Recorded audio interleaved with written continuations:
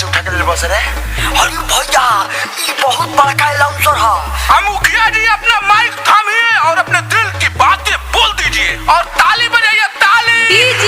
Prince राज। मुखिया जी mic on कर ली। ये मेरा स्टाइल है। जल्दी जल्दी बोली ना तो भीड़ भाग जाएगी। चुप मित्रों, कॉपी मत करी। अरे पहले करके भगाओ से हाँ तेजा जुटल सब माई बहन चाची चाचा दादा दादी जितना लोग उपस्थित बा समस्त जनता जनार्दन के आप लोग के प्यारा मुखिया अरविंद अकेला कल्लू के बार बार प्रणाम बा। रउआ लोग के आशीर्वाद और प्यार से हम फिर से मुखियाई में खड़ा भइल बनी और हमरा उम्मीद बा कि फिर से आप लोग हमरे के मुखिया बनाई लो। देखी जौन जौन वादा कोई सब पूरा कोई का ना दिहनी, नल जल कल शौचालय वृद्धा पेंशन गेहूं चाउर सब बटवानी। 5 साल में कोनो दिक्कत भइल तो हम चाहतनी कि अपन कीमती वोट हमरे के रउआ लोग दी लोग और अपन घर के बेटा के मुखिया बनाई लो कि आगे भी कोनो दिक्कत ना होगी। सब दिक्कत के लिए बड़ा माइक तो है नहीं। ये देखिए भुवनेश्वर से पिटाई करके आई है मुखिया चांदनी सिंह जी इस गांव का विकास करेंगी। जब चलते हैं तो लगता है कि साक्षात लक्ष्मी का आगमन हो रहा है। अब आप लोगों के गांव को स्वर्ग बनाएंगी। हम चाहते हैं कि अपने पंचायत के लोगों से 2 शब्द बोलिए। आइए चांदनी सिंह जी तालियां। हेलो एवरीवन, कैसे हैं आप सब? उम्मीद करती हूँ कि आप सब बहुत अच्छे होंगे। मैं आप लोगों के पंचायत से चुनाव लड़ रही हूँ और आप लोग अपना एक एक कीमती वोट देकर मुझे भारी से भारी मतों से विजयी बनाएंगे। चुनाव चिन्ह बता दे मुखिया जी।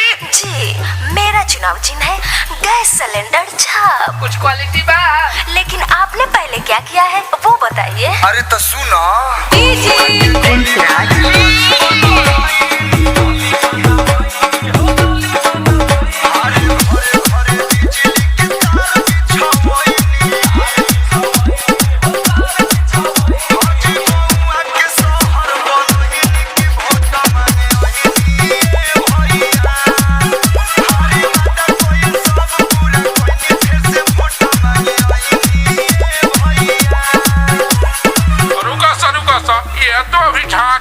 पूरा फिल्म बाकी है। कुछ बोली मुखिया जी। सुनिए पहले मुझे अपना बात रख लेने दीजिए।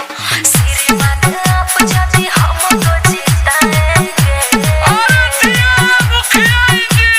श्रीमान आप जाति हमको जिताएंगे। वोट देके आप लोग नहीं पछताएंगे। आगुआ के सब लोग डिजिटल बनाएंगे। आगुआ के सब लोग डिजिटल बनाएंगे। सुना हमर पंचायत जैसन बा वैसन ठीक बा। अरे वक्त पड़ने पर नीम का पेड़ क्या चंदन से कम है। वक्त पड़ने पर नीम का पेड़ क्या चंदन से कम है और हमारा ग्राम पंचायत क्या लंदन से कम है।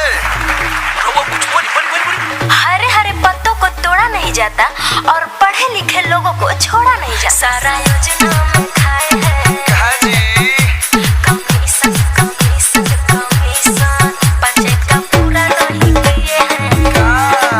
एक कमीशन हमीशन जी सुना आई लोहे महामारी भइल बचावे की तैयारी बटवनी सैनिटाइजर मास्क ई भई रहे टूटल सड़क फलवनी सोलर लाइट लगवनी करे के कहाला विकास। इसको विकास बोलते हैं क्या? सुनिए आपकी पंचायत की कमियां। प्रिंस राज।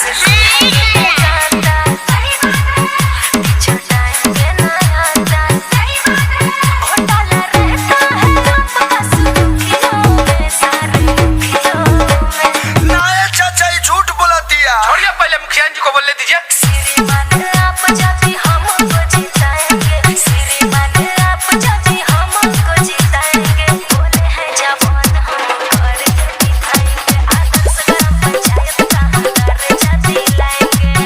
देखिए हम ज्यादा कुछ ना बोलम, बस ये नहीं हो रहा करतनी। इंग्लिश मैडम की बात में ना आई हां, बीटेक वाली मैडम की बात में ना आई हां। बोलुआ के फिर से हम मुखिया बनाई है अपन बोलुआ प्यारे आशीर्वाद करे सही हां। हम निरंतर प्रयास कइले बानी। एक गोड़ पर खड़ा होके 5 साल रुआ लोग के दिन रात सेवा कइले बानी। अब फैसला रुआ लोग के हाथ में बा कि केकरा के मुखिया बनाई लोग। चला कश्यप चली मुखिया जी भागी, माहौल गरम बा। हाँ चलिए।